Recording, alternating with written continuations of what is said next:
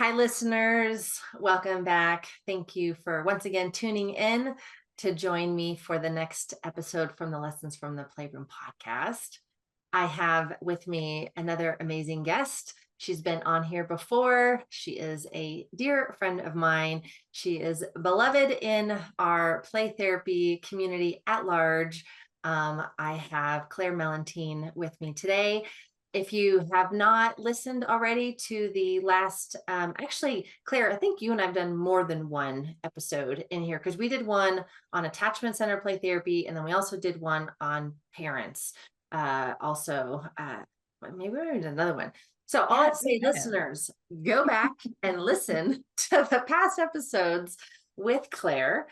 And before I say hello directly to Claire, for those of you that are not familiar with Claire, let me tell you a little bit about her and then dive into why I've invited her on and what we're going to be talking about. So Clair Mellenthin, she is an RPTS. She's an international speaker, award-winning author, registered play therapy supervisor. She's the creator of attachment-centered play therapy. Throughout her career, she has specialized in providing play therapy to children, teens, and their families. She frequently presents professional play therapy and family therapy nationally and internationally. She's the past president of the Utah Association for Play Therapy. She's the author of several books, including Attachment Center Play Therapy Engaging and Powerful Techniques for the Treatment of Childhood Disorders, the My Many Colors of Me workbook. I know you got other ones out there as well, Claire. Those are just a couple. She's also authored several chapters and articles.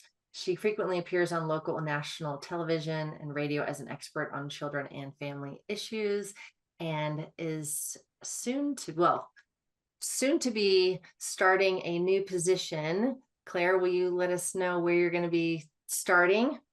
Yes. So part of my journey these last couple of years, COVID did lots of funny things to all of us, and I thought it was a great time to do a doctoral program. So Dr. Claire now these days, but I'm going to be accepted a position as a full-time professor at Utah Valley University. So I'll be starting that in August of 2025 in their master's professor work program. Yeah, so amazing. And your doctorate is precisely why we are having this conversation, because we're going to talk about your dissertation and the topic of your dissertation. So is this your first interview as Dr. Clair Mellenthin? That is such a good question.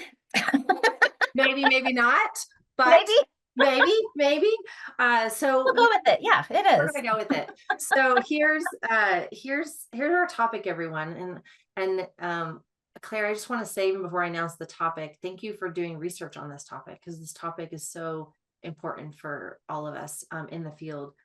But everyone, Claire did her research on our attachment history, the attachment history of the play therapist, and how our own attachment history influences the way we show up in our interactions and our ability to be in relationship and all of that. So we are going to unpack that topic today in this conversation. So Claire, hi. Thanks so much for having me on. It's always fun to be together. Yeah, absolutely. I'm curious, what inspired you to choose this as your topic for your dissertation? So being in the field, I'm in this weird milestone. I think you and I have talked about this, kind of laughed about this before. Middle age is kind of a weird place to be. Just put it out there for many reasons.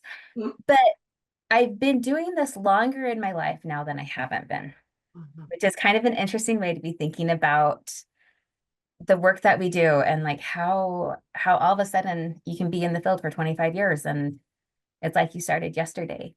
But with being in the field for 25 years, you know, a lot of my supervision work, a lot of my clinical work, a lot of my clinical training, you know, this idea of how our attachment histories show up in our transference and our countertransference with our work with clients.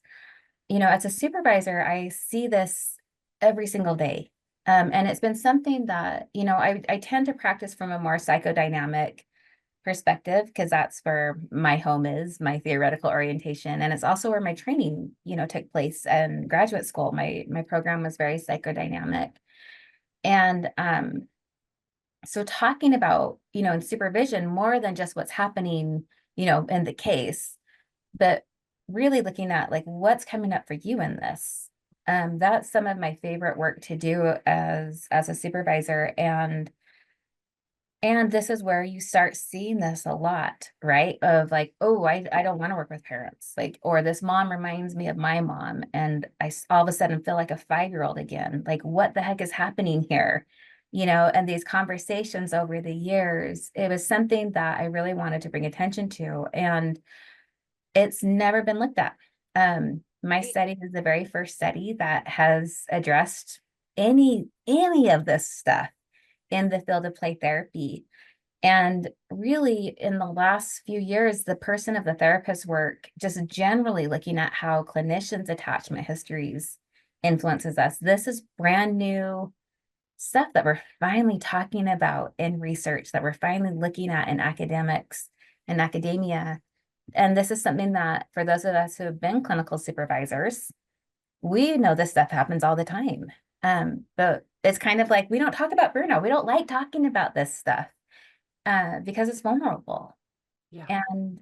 And so this is something that it truly, like, it's like my heart's work. And it just is so cool to have like colleagues and people like I know and those who are new to me as well, but sharing their most vulnerable stories with me through the research is just, it was such a humbling honor for me to hold that space with them too, and to trust me to share their stories. Yeah. Well, I mean, I know a little bit about where we're headed in this conversation, since you and I have chatted a little bit about already. And I am feeling already grateful, because I know what this conversation is going to do is it's going to normalize a lot of things for therapists, because I think that therapists carry a lot of shame and also an unrealistic expectation that somehow they should be totally put together before they enter the playroom, or before they're ever a play therapist. But we all have histories, and there's a reason why we became play therapists in the first place. So can we just start going down the rabbit hole a little bit, and you can go wherever you want to go with this, but let's start with, what do you feel like is one of the most significant findings, even related to what I just shared? Yeah, so I'm like so excited to nerd out. I love talking about this stuff. So some of the most significant findings that came from this. I did what's called a phenomenological study. And so that's a study where you're interviewing people and you're listening to what their stories are and what their experiences have been, how they see the world. And you truly are supposed to, and you try to set aside your own stuff, right? And this is where I had a lot of humbling moments with my dissertation chair of like, all right, Claire, you're looking at this from the lens of a supervisor. Where's your researcher hat? I was like, oh yeah, all right. Like, let's keep looking through this and shifting through the data points. But I think that, to kind of normalize things, everybody is human. Like, there's no such thing as a perfect family. And I think, speaking to what you said, like, there is a reason that you feel called to do this work. Like, I don't know anybody that was kind of like, well, I'll just try it out. Like, there's a reason that you want to work with kids. And usually it stems from your own experiences, positive or negative. Like, some of the most beautiful stories that came from the research was, talking about how, being a child who'd been going through pretty horrific trauma, and relational trauma, and just all the things, right? But having a therapist who saw her, and in that therapeutic relationship, experienced safety with an adult for the very first time. And through this experience, like, for one of the participants, like, that changed her whole trajectory of like, I want to do this and be able to give this to another little kid like me. And it changed everything in her life to have a safe grown-up who is in the form of her therapist, who could help her navigate all the stuff, right, that kids have to go through, unfortunately. Another place, like I came from a healthy home. I have parents who were safe. I work with kids who never got this, so I can give this like a taste of what this could be like, a different perspective of how grown-ups can be, and I think all of our stories shape us. Um, there's reasons that we come. I mean, you and I have had years of friendship and talking about, how did we end up here? Doing the things that we do. And all of our stories shape us and kind of guide us in this path of finding this place where we want to be, where it feels home. And then finding your clinical home and having to kind of redefine what this looks like, so that we're practicing in healthy, adaptive ways while we're also experiencing simultaneously healing through the parallel process of the therapeutic relationship. Yeah, thank you for we're going to go down that little rabbit hole here in a second. The term that we often hear is the wounded healer. And so, I mean, again, I'm just hearing you normalize for many play therapists. I don't know, Claire, if you would even say most play therapists. I don't know if you'd go that far or not. So you're shaking your head. Yes, most play therapists, the part of the call is from the wound. And so we really have the wounded healer that is showing up. And I want to talk more about the implications of that, right? And the impact of that. But there's something just beautiful in recognizing that the wound created the calling. And that's beautiful. Yeah. And the research correlates with that, right? So 20%, or maybe only 20%, can I frame that? Mm-hmm. Of participants in my research study self-reported secure attachment. Mm-hmm.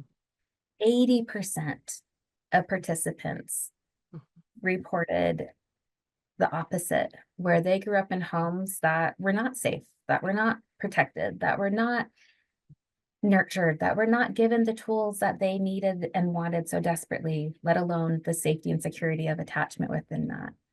And so I think our data also shows that there's correlation to this. And, I mean, I think that that's one of the most unfortunate myths that we've created in our field, that you're supposed to have your shit together. I'm sorry, I shouldn't say that word online, but you're supposed to, like you're helping people. So that must mean that you're a superhuman and you have it all figured out. Yeah. You shouldn't have an attachment history. Right. Let alone like your own human problems happening. Yeah.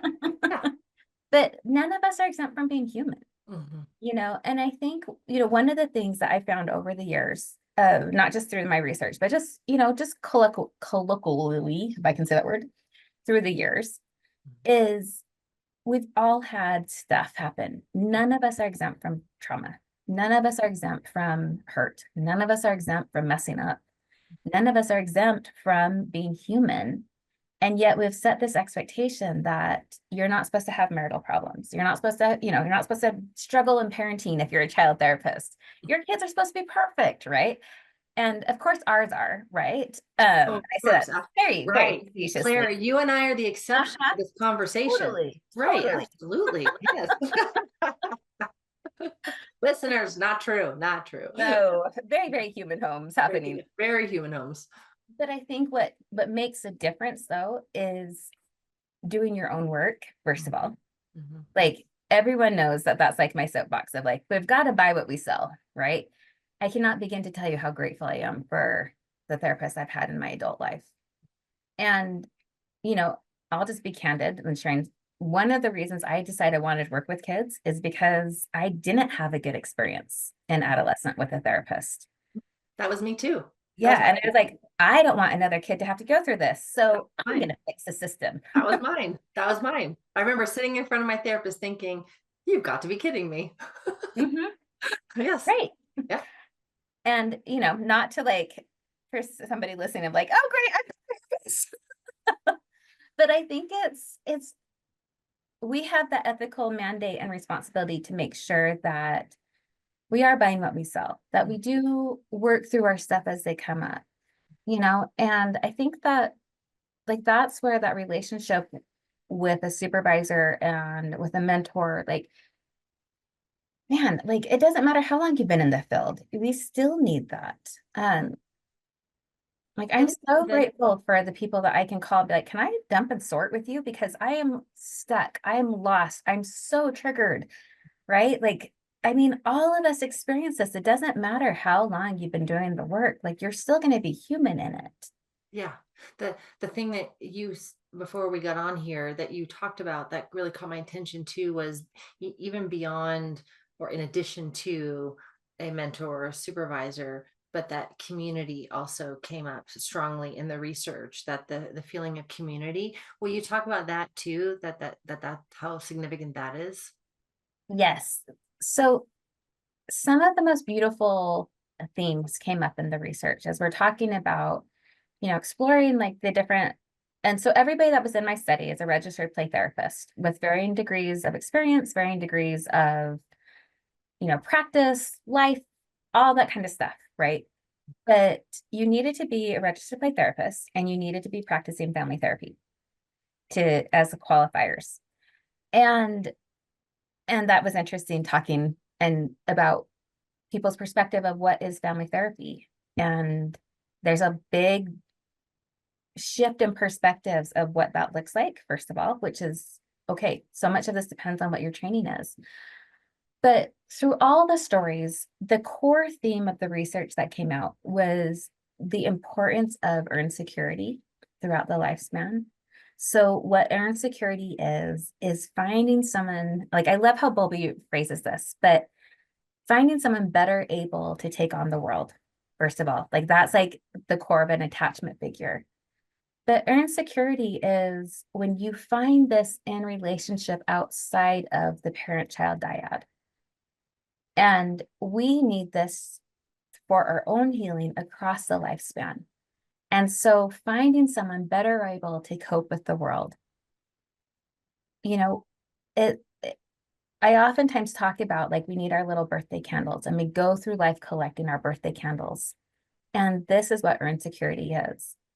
And so each of the participants in the study shared one, how important the role of the supervisor and mentor was in creating healing. For so many, like story after story after story, this is the first time I felt safe. This is the first time I felt seen. This is the first time I had somebody, like I knew somebody had my back. And it was the role of the mentor and the supervisor. And the second theme that came from earned security came from building community within the play therapy community, which I don't know why, but I was surprised and not surprised at all at the same time. But each person talked about how healing and how important the play therapy community and their little neck of the woods, wherever that was, has been, and how healing these relationships have been. And it's been another source of earned security where there's been that parallel process of healing that happens in relationship. And having that connection to one another has been one of the most beautiful parts of their practice, and a place where they knew that they could go to for support, a place that they could feel home. When sometimes you go to other conferences and they're like, oh, you work with kids, what's wrong with you? Why would you do that? Um, but creating a home, right? Which I think is so beautiful when we're thinking about our friendships and how important it is. And like I think about my life and like how rich my life is because of my friendships that have happened because of play therapy and like the community that has been developed in that regard. And I'm so grateful for it. And I love that this is a common experience, and like we seek out Yeah. these connections with one another. I'm curious, and maybe this came up in the research, or not. I don't know if you went down this path, but how does so we have the wounded healer Mhm. that is now the play therapist that has a mentor, supervisor, has community. What is the effect of that then for their ability then to be able to go and do the play with the child? Like what's the and if you didn't go down that path, I'd love to hear just your thinking. Like how does that impact then the therapist's own ability to be in relationship with the child, knowing inevitably that their own attachment patterns are going to come up into the play space, because how can it not? But how's that a buffer? How's that a support? How is that? I don't know. You know what I'm trying to ask? I know exactly. Yes, I'm right there with you. Mhm, So through these relationships, through developing earned security, mhm, it heals those wounded parts of you. mhm, It doesn't take them away, right? It's like, like where you have the scar on your arm and you broke your arm and you know exactly what happened, but your skin healed, your bone healed, like your body heals, right? And in our hearts and in our souls, I mean, none of us would do this work if we didn't know healing can and does happen. But through relationship, through a secure attachment, through a secure enough relationship, parts of you and your story are healed, giving you permission to then be a model of security in your playroom with your client. mhm. And Going back to that piece that you said, finding someone that can, what was the language you used about the world, that can do life? better able to take on the world or cope Yeah, with the better able to world. take on the Yes. world. So you can become a person that's better able to take on the world. Mhm, And where that has that trickle out effect mhm, then is your ability to show up and be a secure attachment for the parents mhm, as well as with the child. mhm, And this is where, in our field, so many people are called to work with kids. mhm. And they're like, yeah, no, thanks. I don't want to work with their grown-ups. Right. And if we want lasting change to happen, we have to work with the people who have the ability to make change happen. So Like, from this lens, Claire, do you think that part of the hesitation is because consciously or unconsciously the attachment wound has a possibility of being activated because now you are actively in relationship with a parent or a caregiver? Yeah. absolutely. Mhm, So part of it has to do with training and mhm, access to training. mhm, Um, and a big part of it is it's really vulnerable. And in that moment, right, if you're getting activated, so let's say that you come from a home where chaos is the norm, or there's no permission for feelings, or, like there's no boundaries anywhere. So you never learned how to make a boundary, yourself. Like all of that kind of stuff is what we're doing in therapy, and especially when we're working with family systems, right? So being able to lean into the vulnerability and the intimacy of family work, if you tend to be, more anxious yourself, that's going to really trigger your own anxiety, right? Because it's not comfortable, it's not easy. Um, when you're holding multiple affects in the room and they're not necessarily happy with each other, right? It's hard work. There's a reason why a lot of people don't like doing family therapy. yeah. And there's some interesting research that's a little bit older, but Haslam and Harris in 2011 did like a survey of play therapists and their view on family therapy and the importance of family therapy. And the majority of play therapists were like, oh yeah, family therapy is really important and it should be done. Just somebody else should do it, not me. Right. And we have that tendency. And I think kind of historically, like we've been so child-centered, like that's kind of where the the root of play therapy, especially in America, has come from, is that child-centered lens. And so having access not only to trains to training of how to work with parents, of how to do family systems work, tends to be pretty limited depending on where you are. But I think it's also been, and this is not to poo-poo on any theoretical model, any practice model, but I think that, when brief therapy came online, like in the 80s, right, and systems therapy originally came on, all of us were taught if one person changes, the whole system changes, right? Do you guys remember that, learning that in grad school and your like snippet of systems theory? And I think what we did is we took that little nugget and that became truth. And then when we're like, oh, well, we'll just work with the 5-year-old. Okay, if I'm changing. If the 5-year-old's shifting, then everything's going to change. But Like we don't, we took it too literally, or like too one note. Yes. Yeah. Mhm. And we forget about power differentials, Mhm.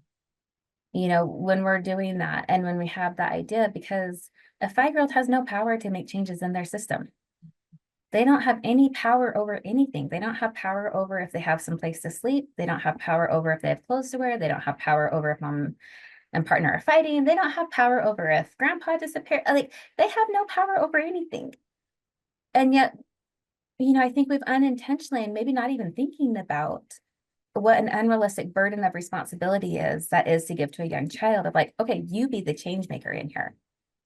And the practicality of it is they can't, right? Like they're the least powerful, most vulnerable person.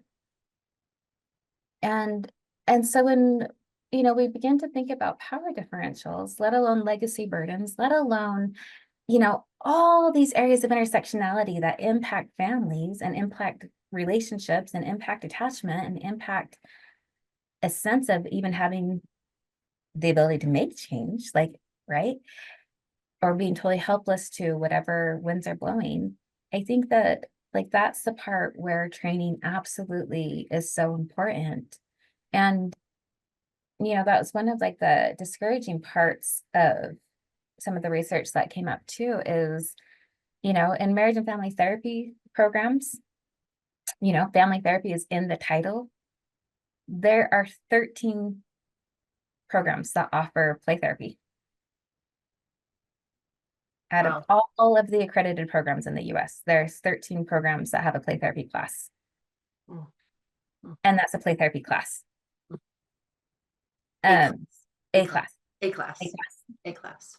Yeah. And we see the same in the rest of the programs, like statistically, I don't have it off the top of my head, but when you think about family therapy, you maybe had a class Mhm. or a unit of a course, Mhm. right? But most programs don't offer a very thorough experience of how do you do family therapy effectively, Yeah.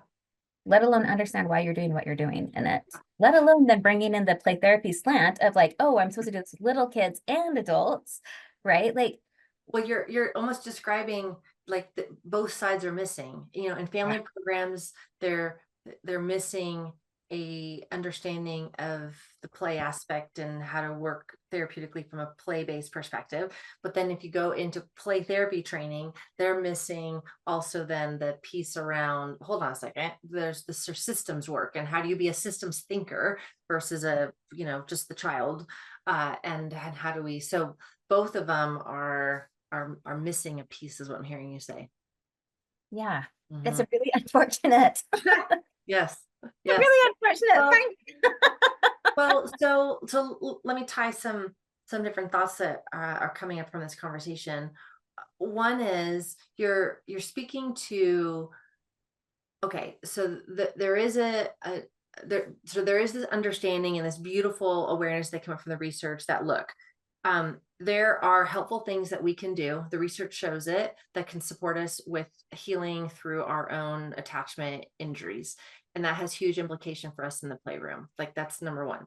The second thing I'm hearing you say is yes, and there's still a part of us from our attachment wounds and history that's reluctant to work with parents and the family system. Then there's a fear in there. But within that, not only is there a fear, but we're also not trained well to be able to even do it if we wanted to move in that direction, if we wanted to move in that direction anyway. So the word that keeps coming up is insecurity.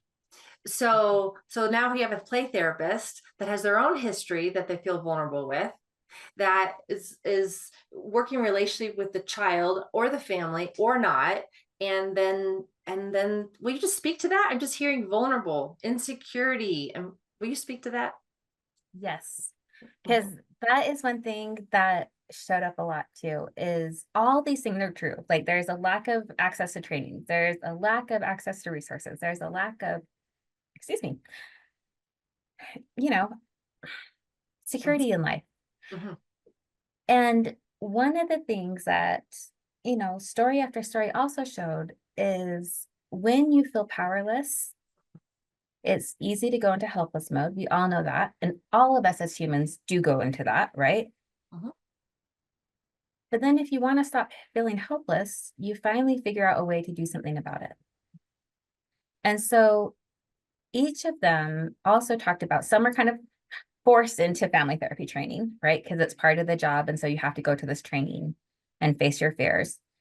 And a majority of them also talked about wanting healing themselves, but also recognizing, like, if I'm going to do this job, I need to seek out training and making that a priority and figuring out how to do it. And as that happened, your confidence increases, your competency definitely increases. So you understand why you're doing what you're doing. But there's also healing that happens in that, when it's like, I think all of us have those moments of despair and those moments of vulnerability, those moments of helplessness of like, I don't know what to do right now.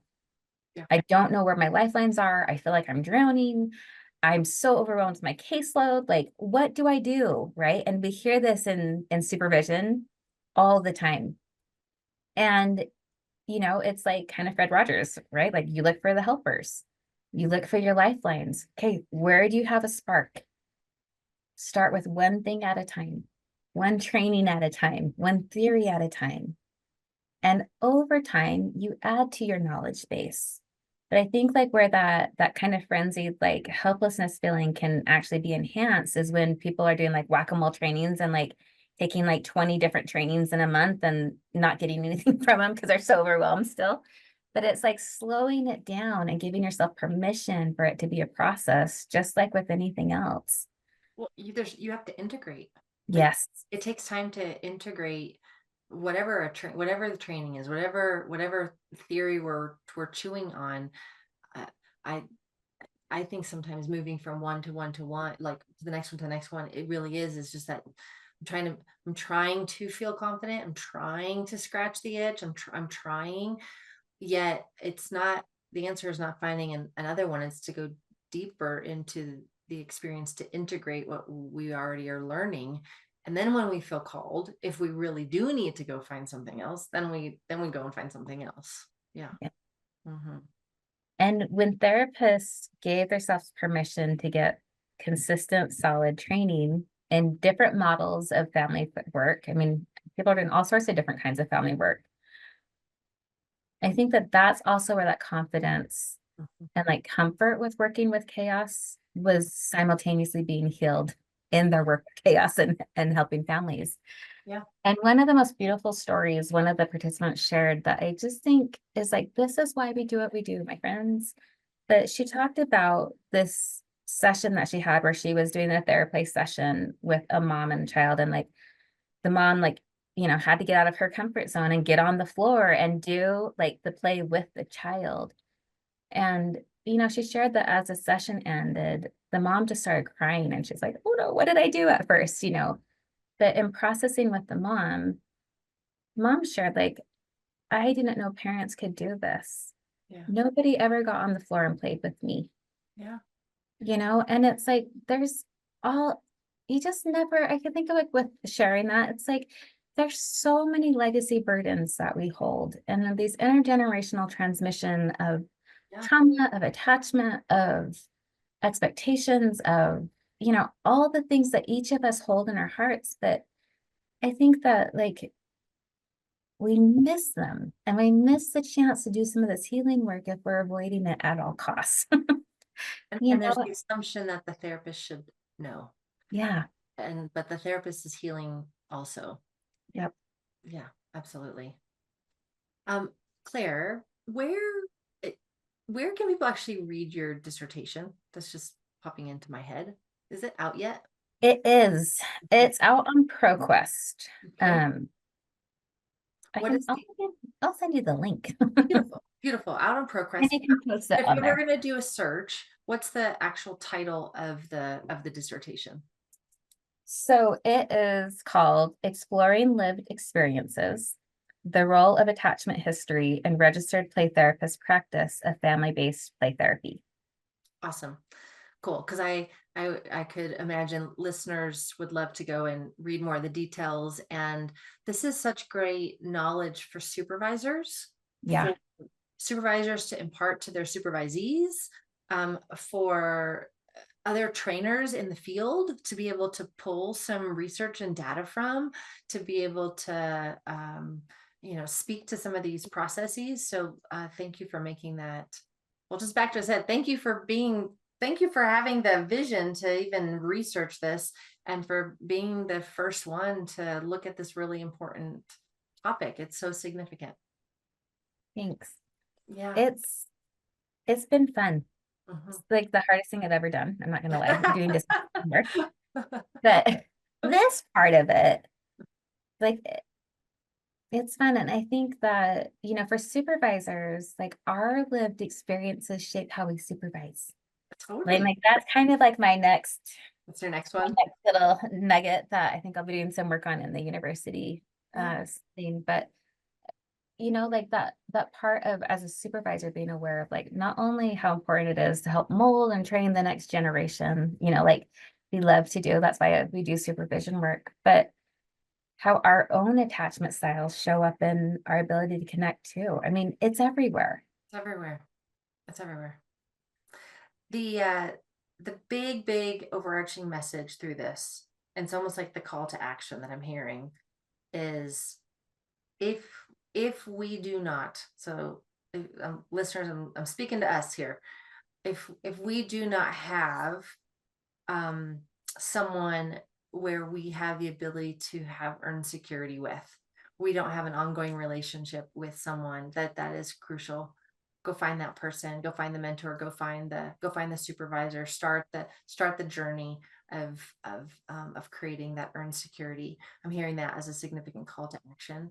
And I'm also hearing create community, find your fellow play therapists that can support you, can also, even just community, Claire, that's also family. So it's just another redo of a group, right? Of a sense of what happens to be in group, what happens to me in a relationship with multiple people. So I'm just even appreciating that too, of how much community can heal the family wounds that also occur in our lives. Yeah. Absolutely. I mean, I always say this, but I believe it so wholeheartedly. Like the work that we do is too big to do all by ourselves. Like we need each other. Mhm. And I think when you are with like-minded, in a sense, people, right? Like who get the work that you do, it's just a different level of connection Yeah. that you have with other professional communities.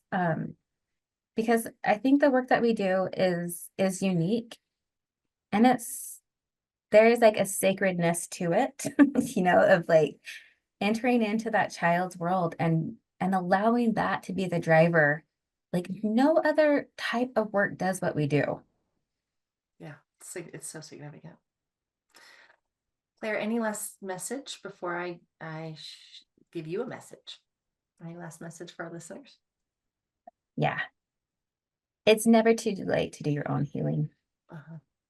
And, and it's never too late to find you in the work, and I think everybody has a different spark and different part that lights them up in what we do and why we do it.